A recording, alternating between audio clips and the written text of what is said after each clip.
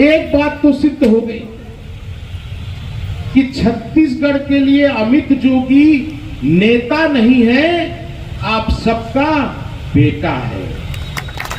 इतना प्यार, इतना आशीर्वाद कोई नेता को नहीं देता है, अपने बेटा को, अपने भाई को देता है। जो लोग ये कहते थे कि जोगी जी के मरने के बाद हमारा परिवार अनाथ हो गया है, उनको मैं ये बताना चाहता हूं। मेरे पिताजी हमेशा मुझसे बोलते थे कि बेटा, जिसके सिर के ऊपर छत्तीसगढ़ के 3.25 करोड़ गरीब लोगों का, किसान लोगों का, मजदूरों का, माताओं का, बहनों का हाथ होता है, वो कभी अनाथ नहीं हो सकता। आज मेरे पास ना तो पैसा है, ना मेरे पास सत्ता है, पर मेरे पास उन सबसे बड़ी ताकत आपका प्यार है, आपका दुलार है। और इसलिए आज मैं पढ़ रहा था, जो मेरे पिताजी के खुद को भाई बोलते थे, मेरे चाचा थे, तरह तरह की बातें कर रहे हैं, मेरे खिलाफ बोल रहे हैं। मैं उनकी बातों का बुरा नहीं मानता, क्योंकि मेरी लड़ाई, अमित जोगी की लड़ाई, ना तो भाजपा से है, ना कांग्रेस से है। मेरी लड़ाई तो केवल और केवल गरीबी के खिलाफ है। मेरे पिताजी का एक अंतिम सपना था, बार बार वो बोलते थे, बार बार वो बोलते थे कि जो हमारी छत्तीसगढ़ की धरती है, ये दुनिया में सबसे अमीर धरती है। यहां कोयला है, यहां लोहा है, यहां सोना है, यहां हीरा है, यहां बॉक्साइट है, यहां सीमेंट है, क्या नहीं है। इतने घने घने बड़े बड़े जंगल हैं।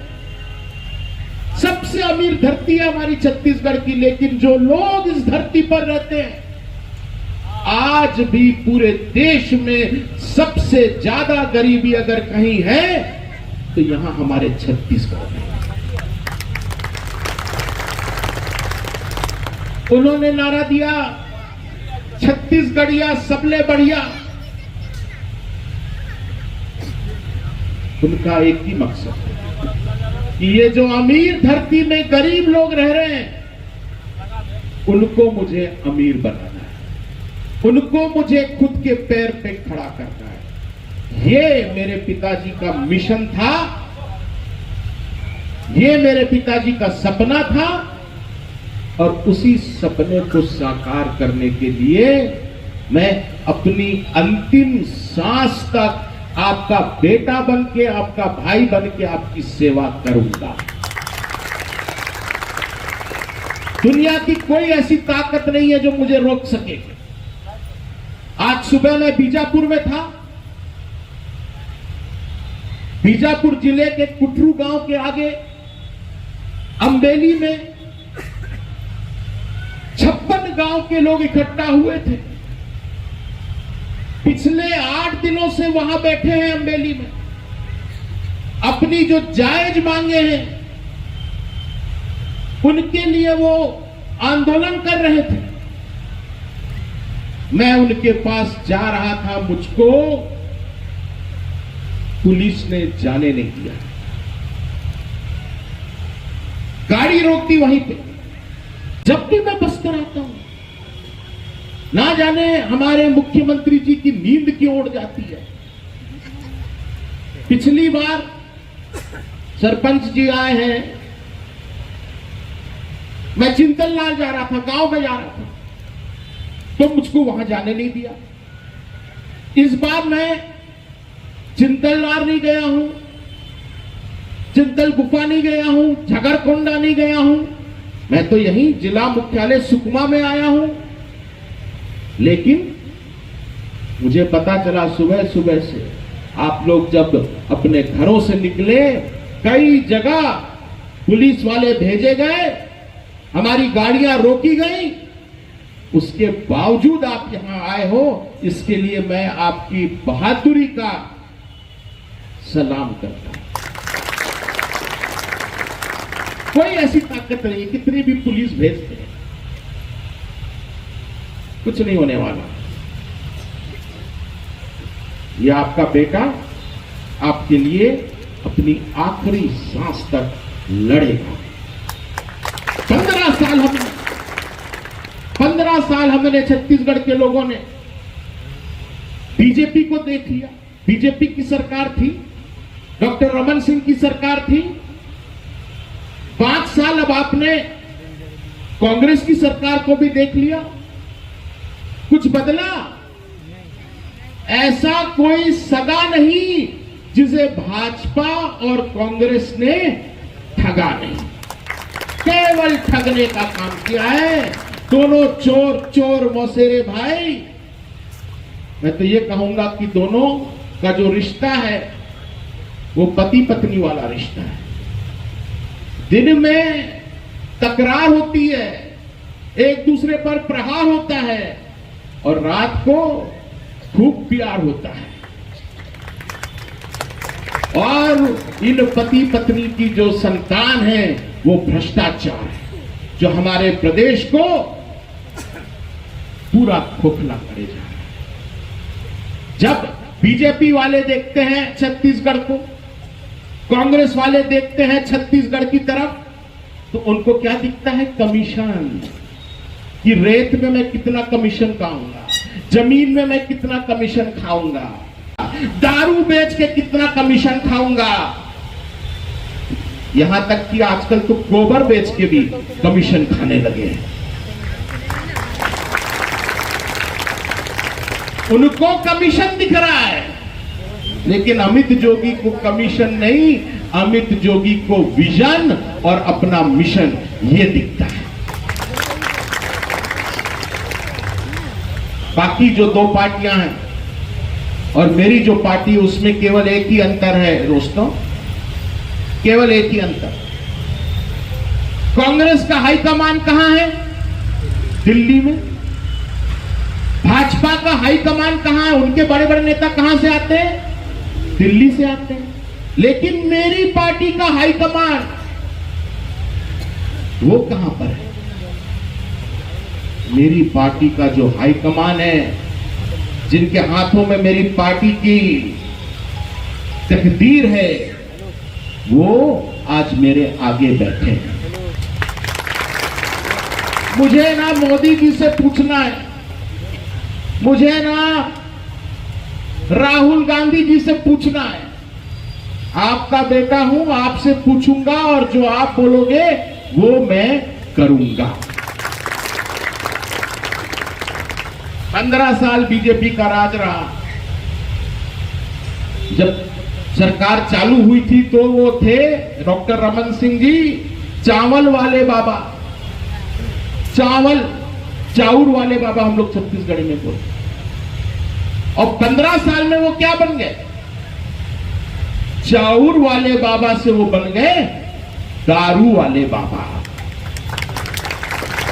उस समय में एक दोहा बोलता था कि राम राज में दूध मिले, कृष्ण राज में घी, रमन राज में दारू मिले, चावल बेच के पी। ये उस समय जो 15 साल उनकी सरकार थी। अब 5 साल इनकी सरकार आ गई, भूपेश बघेल की सरकार आ गई। एक नया दोहा बना कि राम राज में दूध मिले और कृष्ण राज में घी, भूपेश राज में दारू मिले, गोबर बेच के पी। बोलते हैं छत्तीसगढ़ के 4 चिन्हारी, नरवा गरवा गुरुआ बारी। लेकिन जो हमारे प्रदेश की सबसे बड़ी बीमारी है बेरोजगारी, उसके बारे में एक शब्द भी नहीं बोलते, एक शब्द भी नहीं बोलते। बोले थे 2018 में 36 घोषणाएं करी थी। मैं 36 की 36 घोषणाएं नहीं बताऊंगा, बहुत टाइम हो जाएगा। 36 घोषणा करी थी, एक भी घोषणा पूरी नहीं करे। उन्होंने कहा था कि गांव में जितने गरीब लोग रहते हैं, निराश्रित परिवार रहते हैं, वृद्ध जन रहते हैं, विकलांग लोग रहते हैं, उनको हर महीना 1500 रुपया पेंशन मिलेगी, ये वादा किया था। आज मैं आपसे पूछने आया हूं, कितने लोगों को 1500 रुपया पेंशन मिल रहा है? गांव में किसको 1500 रुपया पेंशन मिल रहा है? अर्राबोर में मिल रहा है, दोरला में मिल रहा है, कहीं मिल रहा है 1500 रुपया पेंशन? अरे मैं जहां अभी बीजापुर से आ रहा हूं, भोपालपट्टनम गया था, 3-3 महीने हो गए, 3-3 महीने हो गए, आज तक पेंशन नहीं देते। और क्या वादा किया था कि जो बेरोजगार लोग हैं उनको हर महीने 2500 रुपया बेरोजगारी भत्ता मिलेगा। आप लोगों को बेरोजगारी भत्ता मिल रहा है? कितने मेरे नौजवान साथी हैं जिनको बेरोजगारी भत्ता मिल रहा है? भत्ता मांगने जाइए कलेक्टर कार्यालय, एसडीएम कार्यालय, तो भत्ता की जगह आपको क्या मिलेगा? धक्का मिलेगा।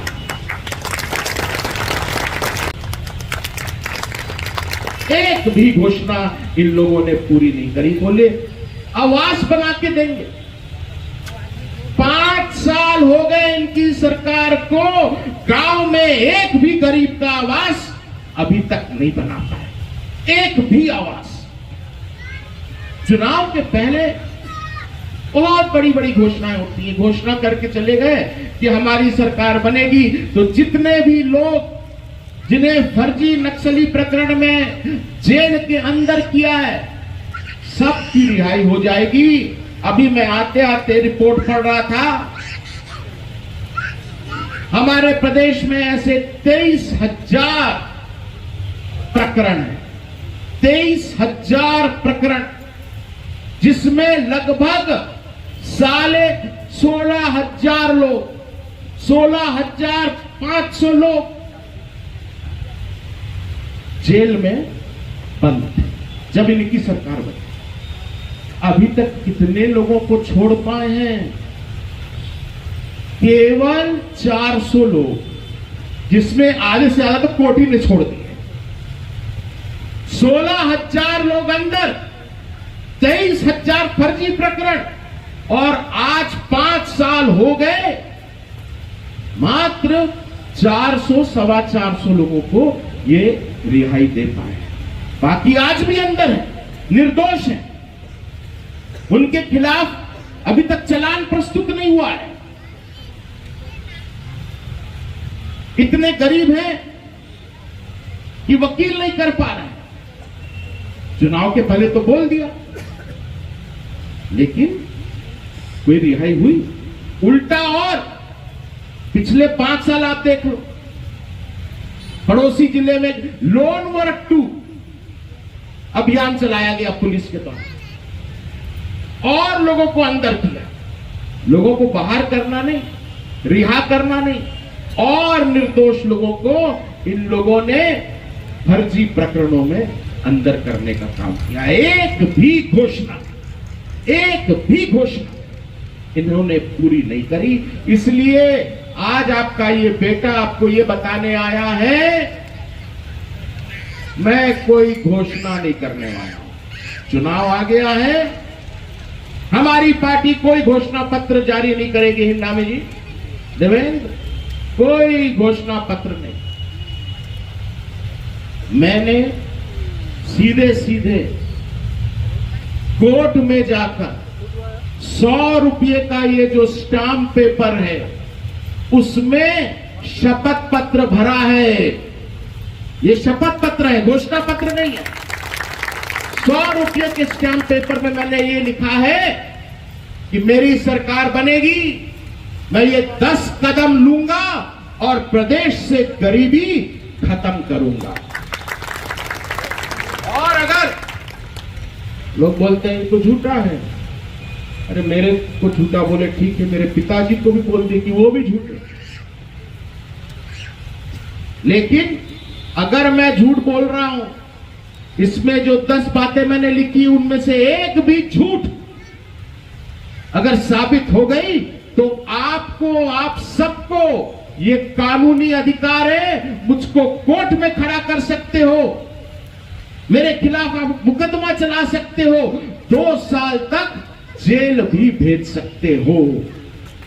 मैं चैलेंज देता हूं कांग्रेस को, भाजपा को। बड़ी बड़ी घोषणाएं कर रहे हैं आप, चुनाव आते ही और ज्यादा घोषणाएं चालू हो जाएंगी। अगर आपकी घोषणाओं में दम है तो जैसे अमित जोगी ने ये स्टाम्प पेपर में लिख के दिया है, अपनी घोषणा को स्टाम्प पेपर में लिख के हमें दो। ये 10 कदम क्या है?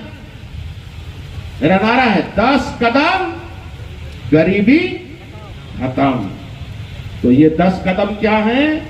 पहला कदम, हमारे प्रदेश में जितने भी आदिवासी परिवार हैं, जितने भी अनुसूचित जाति के परिवार हैं, अति पिछड़ा वर्ग के परिवार हैं, जितने भी आर्थिक रूप से कमजोर परिवार हैं, सब परिवारों को आपका ये बेटा अपनी जिंदगी सुधारने के लिए, अपना खुद का व्यापार करने के लिए, रोजगार करने के लिए 5-5 लाख रुपया देगा। लोग कहते हैं कैसे देगा, कहां से आएगा ये पैसा? अरे जब आप प्रधानमंत्री जी अपने मित्र को 14 लाख करोड़ रुपया कर्जा दे सकते हैं, 14 लाख करोड़ रुपया उसका कर्जा माफ कर सकते हैं, तो आज अगर अमित जोगी छत्तीसगढ़ के 20 लाख परिवारों को भी 5-5 लाख रुपया देता है तो कितना खर्चा हुआ? 1 लाख करोड़ रुपया खर्चा हुआ। हमारी सरकार का क्या बजट है? जब मेरे पिताजी मुख्यमंत्री थे तब बजट था 4000 करोड़। आज भूपेश बघेल जी की सरकार के पास कितना बजट है? हर साल 1,60,000 करोड़ रुपए का बजट है। तो क्या उसकी आधी राशि भी मैं यहां के जो गरीब जरूरतमंद परिवार हैं उनको नहीं दे सकता? सबको मौका मिलेगा। एक बार अपनी जिंदगी सुधारने का आपको केवल आवेदन करना है कि हमारा परिवार ये व्यापार करना चाहता है, किसी को सिलाई की दुकान खोलना है, किसी को ठेला चलाना है, किसी को रिक्शा चलाना है, किसी को किराने की दुकान खोलना है, किसी को टैक्सी चलाना है, बस चलाना है। आपको केवल आवेदन देना है, हमारी सरकार आपको 5-5 लाख रुपया अपना जिंदगी सुधारने के लिए देगी। ये तो मैं कम कर रहा हूं। यहां कोंटा से कितनी दूर है भद्राचलम? तेलंगाना, हैदराबाद, आपने देखा है, आंध्र प्रदेश जाते होंगे, तेलंगाना जाते होंगे।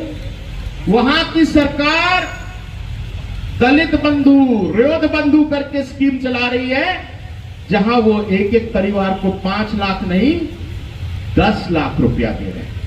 पिछले 4 साल से दे रहे हैं। मैं यहां छत्तीसगढ़ में 5 लाख भी नहीं दे सकता? मैं दूंगा। फर्क क्या है? तेलंगाना में, आंध्रा में और हमारे छत्तीसगढ़ में केवल एक फर्क है। आंध्रा तेलंगाना जब से बना वहां क्षेत्रीय पार्टियों का राज चल रहा है, जबकि छत्तीसगढ़ में कभी कांग्रेस कभी बीजेपी। यहां पर भी जब क्षेत्रीय सरकार बनेगी तो ये सब चीजें पूरी होंगी। ये मेरा पहला कदम, सबको लखपति बनाना। और दूसरा कदम, तेलंगाना में 3000, आंध्रा में 4000 पेंशन मिल रही है। मेरी सरकार बनेगी, अभी 350 रुपया जो मेरे पिताजी ने चालू किया था 2001 में, अभी क्या चल रहा है 2023। 22 साल में 22 गुना महंगाई बढ़ गई है।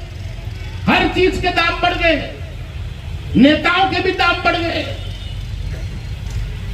लेकिन गरीब की पेंशन 10 के 10 है।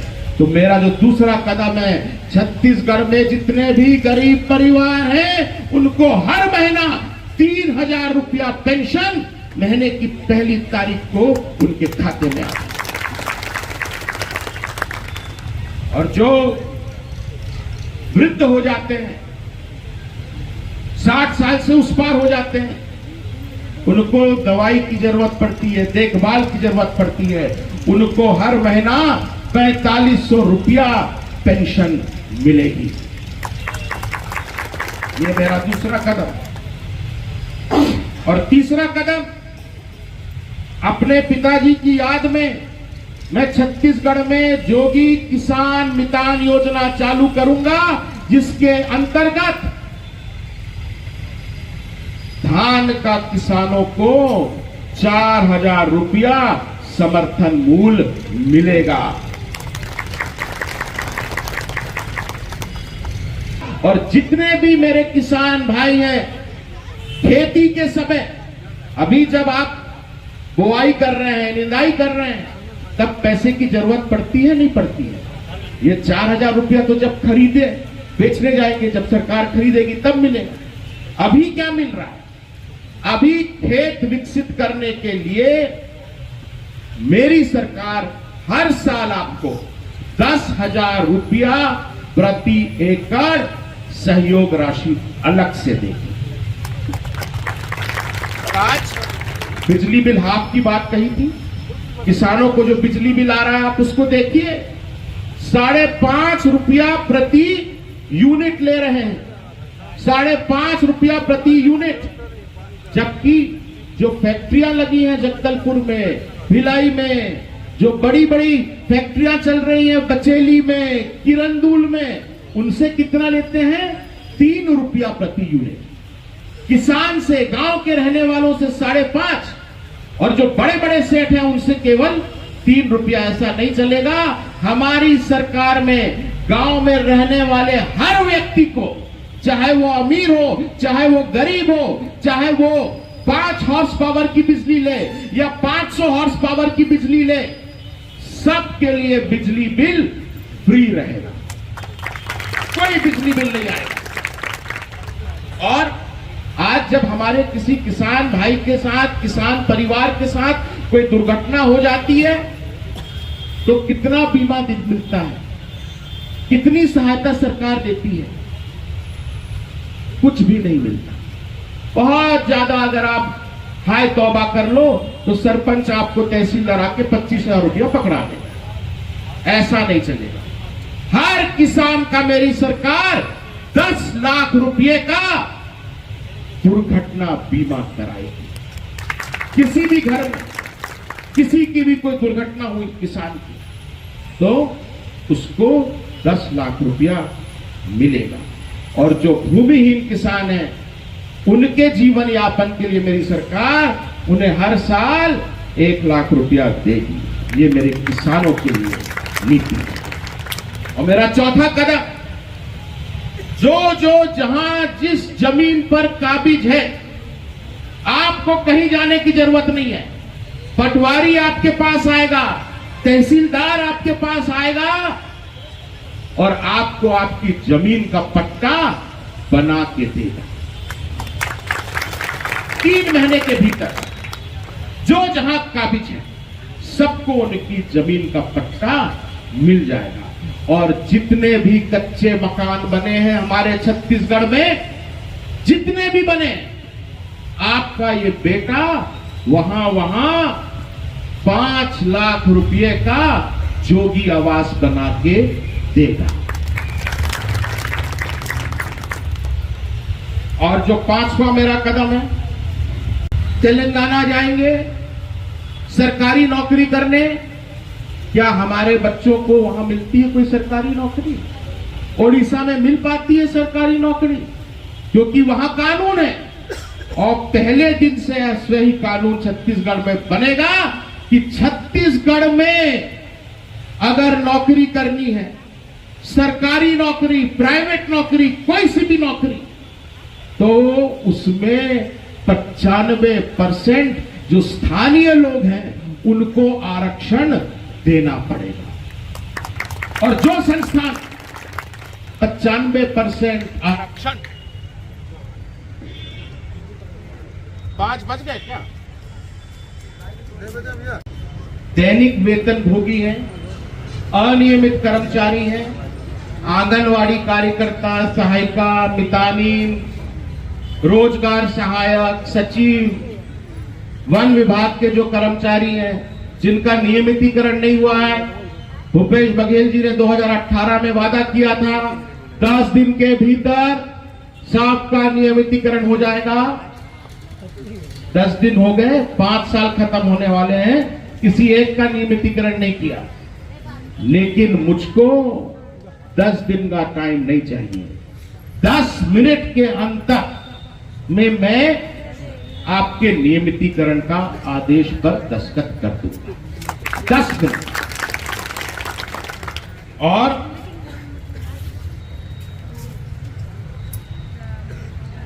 मेरा जो छठा कदम है, इन्होंने बोला था कि हर जिले में कृषि आधारित उद्योग खुलेगा। क्या सुकमा जिले में कोई उद्योग खुला है कृषि आधारित, वनोपज आधारित? कुछ तो खुला होगा, नहीं खुला। यहां के लोग, मैंने देखा है, अभी गादीरास में रुका था, जबरदस्त मिर्ची की खेती होती है, नहीं होती है? मिर्ची लगा, कौन कौन मिर्ची लगाता है? ओ आंध्रा वाले लगाते हैं। आप लोग क्यों नहीं लगाते? पानी नहीं है? हाँ, तो हम लोगों को भी यहां पर अब केवल खेती से बात नहीं बनने वाली। जैसे मेरे पिताजी ने नगरनार में 30,000 करोड़ रुपए का स्टील प्लांट चालू करवाया था, वैसे ही हमारे इस जिले में भी वनोपज आधारित शहद बनाने की फैक्ट्री, टमाटर सॉस बनाने की फैक्ट्री, मिर्ची का अचार बनाने की फैक्ट्री, ऐसी फैक्ट्रियां यहां खोलूंगा। और सातवां कदम, हर जिले में एम्स जैसा, जैसे मेरे पिताजी ने रायपुर में एम्स मेडिकल कॉलेज खोला, वैसे ही हर जिले में एम्स जैसा मेडिकल कॉलेज खुलेगा, जिसमें सबका, गरीब का, अमीर का फ्री में इलाज किया जाएगा। मैं देखता हूं यहां जो आपके कोंटा क्षेत्र के लोग हैं, कोई मलकानगिरी जा रहा है, कोई वोल्टेयर जा रहा है, कोई हैदराबाद जा रहा है। यहां आप आएंगे, सुकमा जिला अस्पताल जाएंगे, पर्ची काट देंगे, जगदलपुर भेज देंगे। जगदलपुर जाएंगे, वहां पर्ची काट देंगे, रायपुर भेज देंगे। इधर से उधर बस भेजने का काम कर रहे हैं। ऐसा नहीं होगा। अब हर जिले में सुकमा जिला मुख्यालय, दंतेवाड़ा, बीजे कॉलेज खुलेगा, जिसमें हमारे बेटा बेटी डॉक्टर की ट्रेनिंग लेंगे, नर्सिंग की ट्रेनिंग लेंगे, पैरामेडिक की ट्रेनिंग लेंगे, और सबका इलाज फ्री में होगा। और मेरा जो 8वां कदम है, आज जो बड़े बड़े सेठ लोग हैं, उद्योगपति लोग हैं, उनके बच्चे कहां पढ़ रहे हैं? रायपुर में कोई राजकुमार कॉलेज में पढ़ रहा है, दिल्ली के बड़े कॉलेज में, हैदराबाद के। हमारे बच्चे पैसे के कमी के कारण नहीं पढ़ पाते। अभी आंध्र प्रदेश में मेरे बड़े भाई जगन मोहन रेड्डी वहां मुख्यमंत्री हैं, उन्होंने एक योजना चालू करी है, जो योजना मैं भी छत्तीसगढ़ में चालू करूंगा। कोई भी गरीब घर का बेटा हो, बेटी हो, वो जहां पढ़ना चाहे, आपको कोंटा में पढ़ना है, कोंटा में पढ़ो, सुकमा में पढ़ना है, सुकमा में पढ़ो, जगदलपुर में पढ़ना है, वहां पढ़ो, दिल्ली में पढ़ना है, रायपुर में पढ़ना है, या लंदन में पढ़ना है, अमेरिका में पढ़ना है, जहां आपको पढ़ाई करनी है, आपका ये भाई आपका पूरा खर्चा उठाएगा। जितने भी गरीब है, कोई भी पैसे की कमी के कारण पढ़ाई से वंचित नहीं रहेगा। और 9वीं बात जो मैंने बोली, जिसपे दादी ने कटाक्ष भी किया, मैं तो गारंटी ले रहा हूं, शपथ पत्र दे रहा हूं, इन्होंने गंगा जल लेके कसम खाई थी कि मैदानी इलाके में जितनी भी दारू की दुकान है वो बंद होगी। यहां पे नहीं, ये तो अनुसूचित इलाका है, पर जो मैदानी इलाका है वहां सारी दारू की दुकानें बंद होंगी, ऐसा इन्होंने अपने हाथ में गंगा जल लेके कसम खाई थी। एक दुकान बंद नहीं हुई, उल्टा हर गांव में उन्होंने दारू की गंगा बहा दी। ऐसा नहीं होगा। कारण क्या बताते हैं कि हम क्यों नहीं शराब बंद कर पा रहे हैं? बोलते हैं कि हर साल सरकार शराब बेच के 6,000 करोड़ रुपया कमा रही है। मैं दारू की दुकान बंद करूंगा, दारू की दुकान की जगह दूध की दुकान खोलूंगा। आप लोगों ने अमूल डेयरी का नाम सुना है? यहां बाजार में घूमेगा, कई जगह आपको मिल जाएगा। अमूल का दूध, अमूल का पनीर, अमूल का घी, अमूल का मक्खन, अमूल की दही, अमूल का लस्सी, अमूल का छाछ, यहां तक कि अमूल की चॉकलेट, सब चीज आपको मिलेगी। ये अमूल डेयरी कहां है? गुजरात में है। हर साल अमूल गुजरात को, अपने राज्य को 35,000 करोड़ रुपया कमा के देता है। जब गुजरात में हो सकता है तो छत्तीसगढ़ में दुग्ध क्रांति क्यों नहीं ला सकते हम? हर गांव में हम दुग्ध क्रांति लेके आएंगे। देश में सबसे ज्यादा दूध का उत्पादन हम करेंगे, सबसे ज्यादा डेयरी के प्रोडक्ट्स हम बेचेंगे, और ये अमूल से बड़ी डेयरी चला के हर साल 36,000 करोड़ रुपया देगा। 6,000 करोड़ की दारू मुझको नहीं बेचनी, 36,000 करोड़ रुपये कमा के मैं दूध बेच के आपको। और जो मेरा 10वां कदम है, 10वां कदम है कि बस्तर क्षेत्र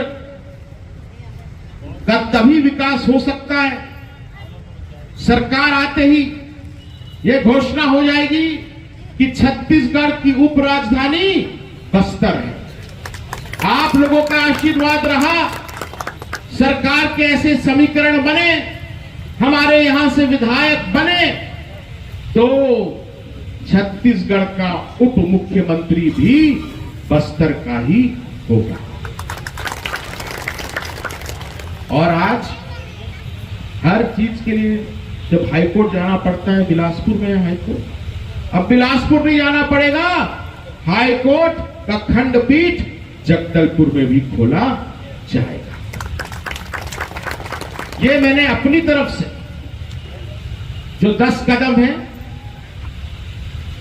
उसकी शपथ ली है। लेकिन जो स्थानीय मुद्दे हैं